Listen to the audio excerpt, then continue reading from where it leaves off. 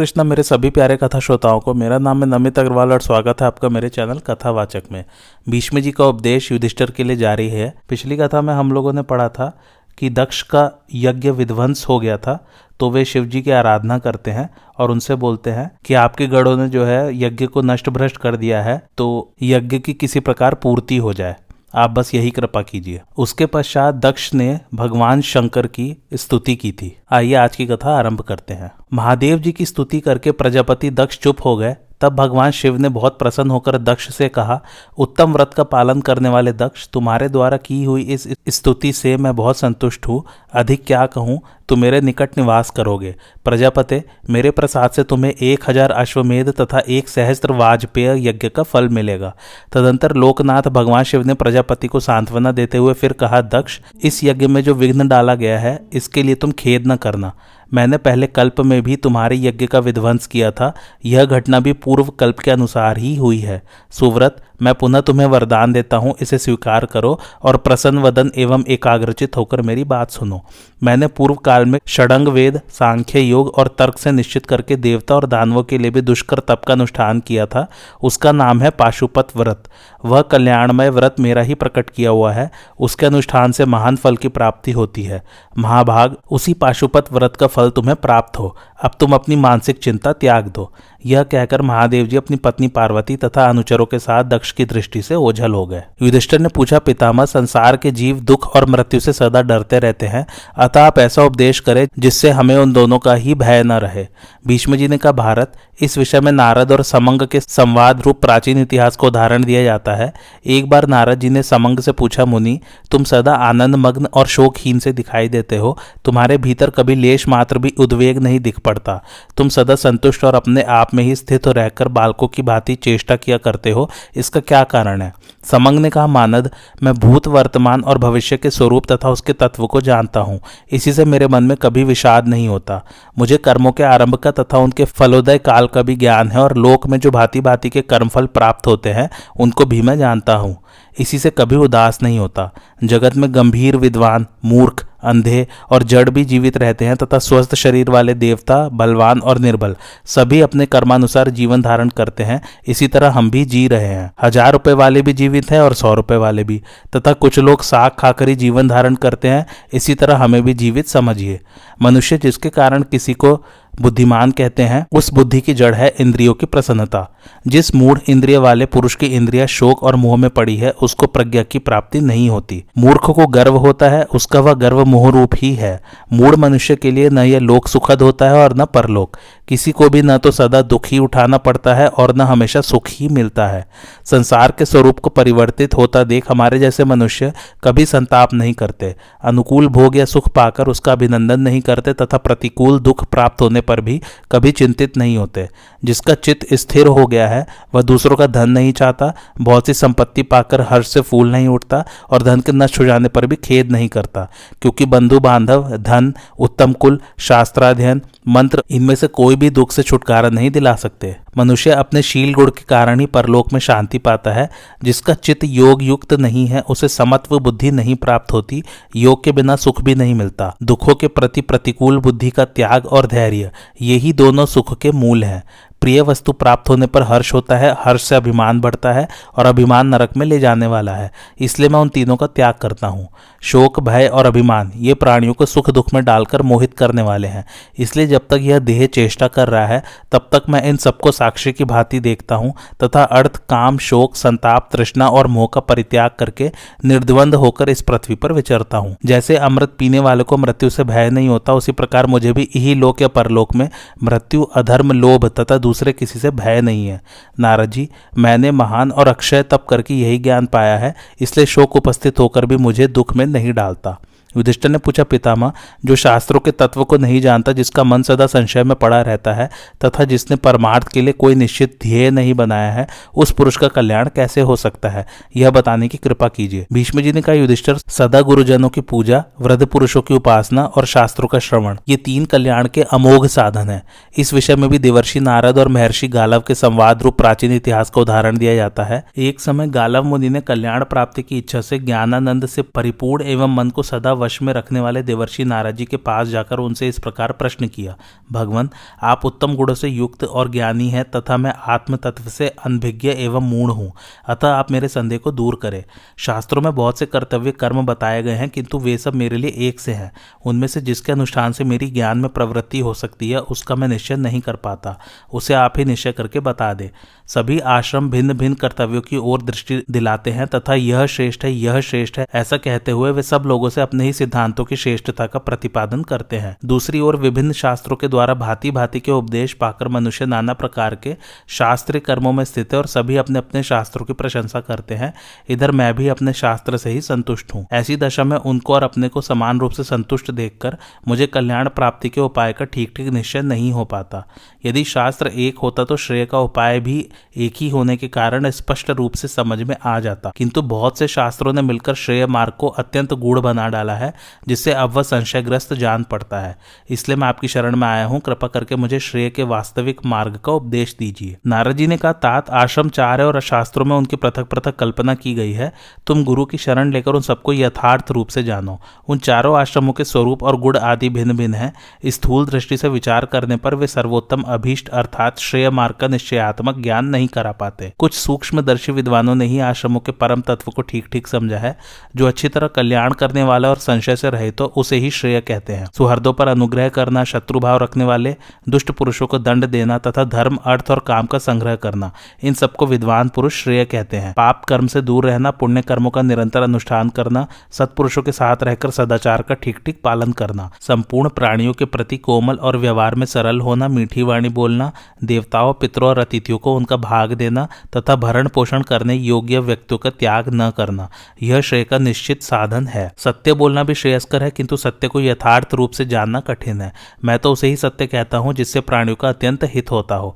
अहंकार का त्याग, प्रमाद को रोकना, संतुष्ट होना, अकेले रहकर धर्म का पालन, धर्माचरण पूर्वक वेद और वेदांतों का स्वाध्याय तथा उनके सिद्धांत को जानने की इच्छा कल्याण का अमोघ साधन है। जिसे कल्याण प्राप्ति की इच्छा हो उस मनुष्य को शब्द, रूप, रस, स्पर्श और गंध इन विषयों का अधिक सेवन नहीं करना चाहिए।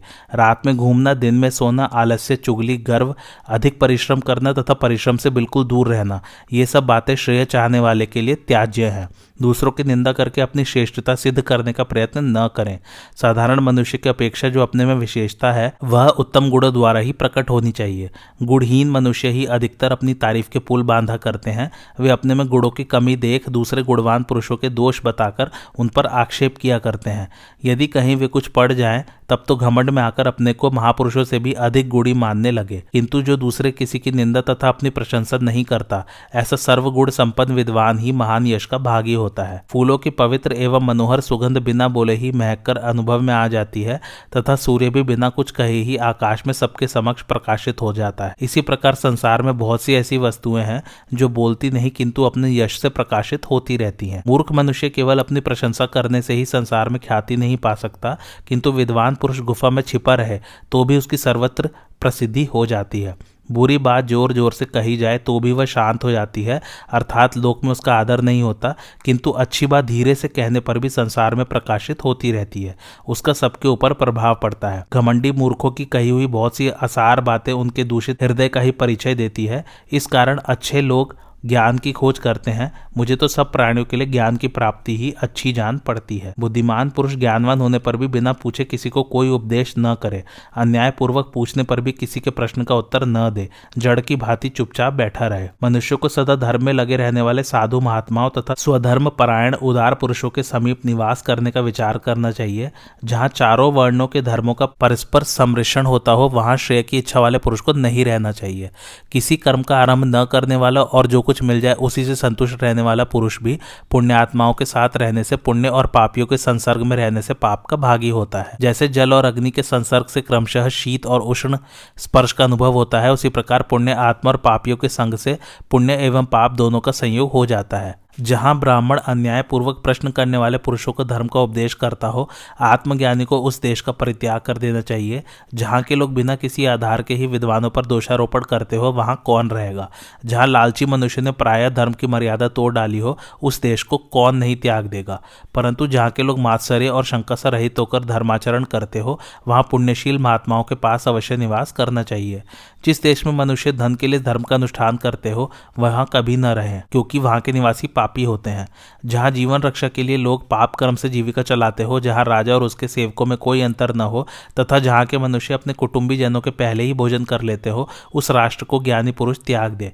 जहां धर्म में श्रद्धा रखने वाले सनातन धर्मी श्रोत्रिय ब्राह्मण ही यज्ञ कराने और पढ़ाने के कार्य में नियुक्त हो, तथा उन्हीं लोगों को पहले भोजन कराया जाता हो, उस देश में निवास करना उचित है। जहां स्वाहा, स्वधा तथा वषटकार अर्थात अग्निहोत्र, श्राद्ध और इंद्रयाग का भली भांति अनुष्ठान होता हो, जहां के लोग बिना मांगे ही भिक्षा देते हो, जहां दुष्टों को दंड दिया जाता और साधु पुरुषों का सम्मान किया जाता हो, वहां पुण्यशील महात्माओं के बीच निवास करना चाहिए। जो जितेंद्रिय पुरुषों पर क्रोध और साधु महात्माओं के प्रति अत्याचार करते हो, उन लोभी और उद्दंड पुरुषों को जिस देश में अत्यंत कठोर दंड दिया जाता हो, तथा जहां का राजा सदा धर्मपरायण होकर धर्मानुसारी राज्य का पालन करता हो और संपूर्ण कामनाओं का स्वामी होकर भी विषय भोग से विमुख रहता हो, वहां बिना विचारे ही निवास करना चाहिए, क्योंकि राजा के शील स्वभाव जैसे होते हैं वैसी ही उसकी प्रजा भी होती है। वह अपने कल्याण का समय उपस्थित होने पर अपनी प्रजा का भी कल्याण करता है। तात, तुम्हारे प्रश्न के अनुसार यह मैंने श्रेय मार्ग का संक्षेप से वर्णन किया है। विस्तार से तो आत्म कल्याण की परिगणना हो ही नहीं सकती। जो इस प्रकार की वृत्ति से रहकर जीविका चलाता और प्राणियों के हित में मन लगाए रहता है, उस पुरुष को स्वधर्म रूप तप के अनुष्ठान से इस लोक में ही परम कल्याण की प्राप्ति हो जाएगी। युधिष्ठिर ने पूछा, पितामह, मेरे जैसा राजा किस प्रकार योग युक्त होकर पृथ्वी का पालन कर सकता है तथा किन गुणों से युक्त होने पर वह आसक्ति के बंधन से छुटकारा पा सकता है? भीष्म जी ने कहा, इस विषय में राजा सगर के प्रश्न करने पर अरिष्टनेमि ने जो उत्तर दिया था वह प्राचीन इतिहास में तुम्हें सुनाऊंगा। सगर ने पूछा, ब्राह्मण, श्रेय प्राप्ति का सर्वोत्तम उपाय क्या है? क्या करने से मनुष्य को इस लोक में ही परम सुख अर्थात मोक्ष की प्राप्ति हो सकती है? किस तरह शोक और क्षोभ से पिंड छूट सकता है? मुझे यह जानने की इच्छा है। भीष्म जी कहते हैं, सगर के इस प्रकार पूछने पर समस्त शास्त्र वेत्ताओं में श्रेष्ठ ताक्षर्य अरिष्टनेमि ने उनमें दैवी संपत्ति के गुण जानकर उनको इस प्रकार उत्तम उपदेश किया। सगर, संसार में मोक्ष का ही सुख वास्तविक सुख है, परंतु जो धन और धान्य के उपार्जन में व्यग्र तथा पुत्र और पशुओं में आसक्त हो रहा है, उस मूर्ख मनुष्य को उसका यथार्थ ज्ञान नहीं होता। जिसकी बुद्धि विषयों में आसक्त है, उसका मन अशांत होता है। ऐसे पुरुष की चिकित्सा करनी कठिन है। स्नेह बंधन में बंधे हुए अज्ञानी का मोक्ष नहीं हो सकता। अब मैं तुम्हें स्नेह के बंधनों का परिचय देता हूँ, सुनो। समझदार मनुष्य को ये बातें कान लगाकर और ध्यान देकर सुननी चाहिए। तुम न्यायपूर्वक इंद्रियों से विषयों का अनुभव करके उनसे अलग हो जाओ और आनंद के साथ विचरते रहो। इस बात की परवाह न करो कि संतान हुई है या नहीं। इंद्रियों का विषयों के प्रति जो कौतूहल है, उसे मिटाकर मुक्त की भांति विचरो और दैवेच्छा से जो भी लौकिक पदार्थ प्राप्त हो उनमें समान भाव रखो। राग द्वेष न करो। मुक्त पुरुष सुखी होते और संसार में निर्भय होकर विचरते हैं, किंतु जिनका चित्त विषयों में आसक्त होता है वे चींटियों और कीड़ों की तरह आहार का संग्रह करते करते ही नष्ट हो जाते हैं। अतः जो आसक्ति से रहित है वे ही संसार में सुखी है। आसक्त मनुष्यों का तो नाश ही होता है। यदि तुम्हारी बुद्धि मोक्ष में लगी हुई है तो तुम्हें स्वजनों के लिए ऐसी चिंता नहीं करनी चाहिए कि ये मेरे बिना कैसे रहेंगे। प्राणी स्वयं जन्म लेता है, स्वयं बढ़ता है और स्वयं ही सुख दुख तथा मृत्यु को प्राप्त होता है। मनुष्य पूर्व जन्म के कर्मों के अनुसार ही भोजन, वस्त्र तथा अपने माता पिता के द्वारा संग्रह किया हुआ धन प्राप्त करते हैं। संसार में जो कुछ मिलता है वह पूर्वकृत कर्मों के फल के अतिरिक्त कोई वस्तु नहीं है। भूमंडल के समस्त जीव अपने कर्मों से सुरक्षित होकर जगत में विचरते हैं और विधाता ने उनके प्रारब्ध के अनुसार जो कुछ भोग नियत कर दिया है उसे प्राप्त करते हैं। जो स्वयं ही शरीर की दृष्टि से मिट्टी का लोंदा, परतंत्र तथा अस्थिर है, वह स्वजनों की रक्षा और पोषण करने का अभिमान क्यों करता है? तुम देखते हो और बचाने का भारी से भारी यत्न भी करते हो, तो भी जब मौत तुम्हारे स्वजन को मारे बिना नहीं छोड़ती तो तुम्हारी क्या ताकत है? इस बात पर स्वयं विचार करो। तुम्हारे ये सगे संबंधी जीवित भी रहे और इनके भरण पोषण का कार्य समाप्त न भी हुआ हो, तब भी तो तुम एक दिन इन्हें छोड़कर मर जाओगे। अथवा जब कोई स्वजन मरकर इस लोक से चला जाएगा, उस समय वहां वह सुखी होगा या दुखी, इस बात को तो तुम नहीं जान सकोगे। अतः इस पर स्वयं विचार करो। तुम मर जाओ या जीवित रहो, तुम्हारे कुटुंब का प्रत्येक मनुष्य अपने अपने कर्म का ही फल भोगेगा। ऐसा जानकर तुम्हें अपने कल्याण साधन में लग जाना चाहिए। संसार में कौन किसका है इसका भली भांति विचार करके दृढ़ निश्चय के साथ अपने मन को मोक्ष में लगा दो। अब आगे की बात पर भी ध्यान दो। जिसने क्षुधा, पिपासा, क्रोध, लोभ और मोह आदि भावों पर विजय पाली है, उस सत्व संपन्न पुरुष को मुक्त ही समझना चाहिए। जो मोहवश प्रमाद के कारण जुआ, मद्यपान, स्त्री संसर्ग तथा मृगया आदि में प्रवृत्त नहीं होता वह भी मुक्त ही है। जो सदा योग युक्त होकर स्त्री में भी आत्मदृष्टि ही रखता है, उसे भोग्य बुद्धि से नहीं देखता, वही यथार्थ मुक्त है। जो प्राणियों के जन्म मृत्यु और कर्मों के तत्व को ठीक ठीक जानता है, वह भी इस संसार में मुक्त ही है। जो हजारों और करोड़ों गाड़ी अन्न में से एक प्रस्त शेर भर को ही पेट भरने के लिए पर्याप्त समझता है, उससे अधिक संग्रह करना नहीं चाहता तथा बड़े से बड़े महल में भी पांच बिछाने भर की जगह को ही अपने लिए आवश्यक मानता है, वह मुक्त हो जाता है। जो थोड़े से लाभ में ही संतुष्ट रहता है, जिसे माया के अद्भुत भाव छू नहीं सकते, जिसके लिए पलंग और भूमि की शैया एक सी है, जो रेशमी वस्त्र, कुश के बने कपड़े, ऊनी वस्त्र और वल्कल को समान भाव से देखता है, संसार को पांच भौतिक समझता है तथा जिसके लिए सुख दुख लाभ हानि जय पराजय इच्छा द्वेष और भय उद्वेग बराबर है, वह सर्वथा मुक्त ही है। जो इस देह को रक्त मल मूत्र तथा बहुत से दोषों का खजाना समझता है और इस बात को कभी नहीं भूलता कि बुढ़ापा आने पर झुर्रियां पड़ जाएंगी, बाल पक जाएंगे, देह दुबला पतला एवं सौंदर्यहीन हो जाएगा, कमर भी झुक जाएगी, पुरुषार्थ नष्ट हो जाएगा, आंखों से सूझ नहीं पड़ेगा, कान बहरे हो जाएंगे और प्राण शक्ति छीड़ हो जाएगी, वह पुरुष मोक्ष प्राप्त करता है। ऋषि देवता और असुर सब इस लोक से परलोक को चले गए। हजारों प्रभावशाली राजाओं को पृथ्वी छोड़कर जाना पड़ा है। इस बात को जो सदा याद रखता है वह मुक्त हो जाता है। संसार में धन दुर्लभ है और क्लेश सुलभ। कुटुंब के पालन पोषण में भी यहाँ बहुत कष्ट उठाना पड़ता है। इतना ही नहीं, गुणहीन संतान तथा विपरीत गुणों वाले मनुष्य से भी पाला पड़ता है। इस प्रकार संसार में अधिकांश कष्ट ही दिखाई देता है। यह जानकर भी कौन मनुष्य मोक्ष का आदर नहीं करेगा। शास्त्रों के अवलोकन से ज्ञानवान होकर जो संपूर्ण मानव जगत को असार समझता है, वह सब प्रकार से मुक्त ही है। मेरे इस वचन को सुनने के पश्चात तुम्हारी बुद्धि गृहस्थ आश्रम में स्थिर हो या संन्यास आश्रम में, वहां ही रहकर मुक्त की भांति आचरण करो। राजस अगर अरिष्ट नेमि के उपयुक्त उपदेश को सुनकर मोक्षोपयोगी गुणों से युक्त हो प्रजा का पालन करने लगे। युधिष्ठिर ने कहा, पितामह, जैसे अमृत पीने से मन नहीं भरता, उसी तरह आपके वचन सुनने से मुझे तृप्ति नहीं होती। इसलिए पूछता हूँ, पुरुष कौन सा कर्म करे तो उसे इस लोक और परलोक में परम कल्याण की प्राप्ति हो सकती है, यही बताने की कृपा करे। भीष्म जी ने कहा, युधिष्ठिर, इस विषय में भी मैं पूर्ववत तुम्हें एक प्राचीन प्रसंग सुना रहा हूँ। एक बार महायशस्वी राजा जनक ने महात्मा पराशर जी से पूछा, मुनिवर, कौन सा कर्म संपूर्ण प्राणियों के लिए इस लोक और परलोक में भी कल्याणकारी है? राजा का यह प्रश्न सुनकर तपस्वी पराशर मुनि ने उन पर अनुग्रह करने की इच्छा से कहा। पराशर जी बोले, राजन, धर्म का आचरण ही इस लोक और परलोक में कल्याण करने वाला है। धर्म की शरण लेने वाला मनुष्य स्वर्ग लोक में सम्मानित होता है। सभी आश्रम वाले धर्म में आस्था रखकर अपने अपने कर्मों का अनुष्ठान करते हैं। संसार में जीवन निर्वाह के लिए 4 प्रकार की जीविका का विधान है। ब्राह्मण के लिए दान लेना, क्षत्रिय के लिए कर लेना, वैश्य के लिए खेती आदि और शूद्र के लिए सेवा। मनुष्य जिस वर्ण में उत्पन्न होते हैं उसके अनुकूल जीविका भी इच्छानुसार प्राप्त हो जाती है। जिसने पूर्व जन्म में शुभ कर्मों का अनुष्ठान नहीं किया है उसे सुख नहीं मिलता। देह त्याग के पश्चात मनुष्य को पुण्य कर्मों से ही सुख की प्राप्ति होती है।